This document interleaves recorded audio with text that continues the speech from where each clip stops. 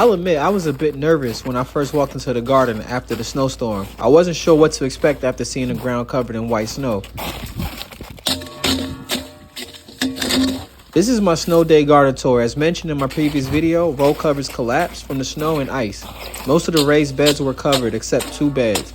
And I have to wait until the snow melts to see how all the crops did. But as for the garlic and all these raised beds, they handled the elements like some true champs.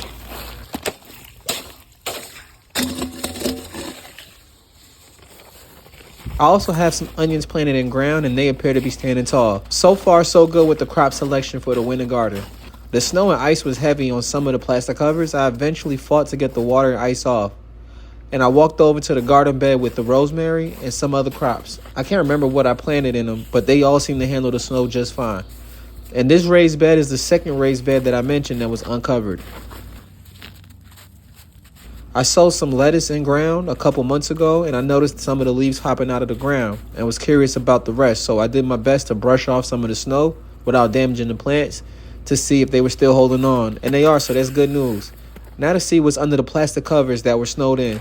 This is the bed where I'm growing bok choy, green onions, and beets. And other than being a bit smushed from the ice and snow, all plants look good here. Back to the other raised beds where I have some garlic and greens growing. They also all look wonderful.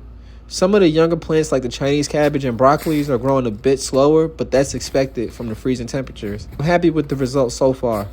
Oh, and I can't forget about my carrots. They still growing through the cold. I'll see if I have any I can harvest next weekend. Until next time, this ends my snow day garden walkthrough here in Zone 8A, Clayton County, Georgia.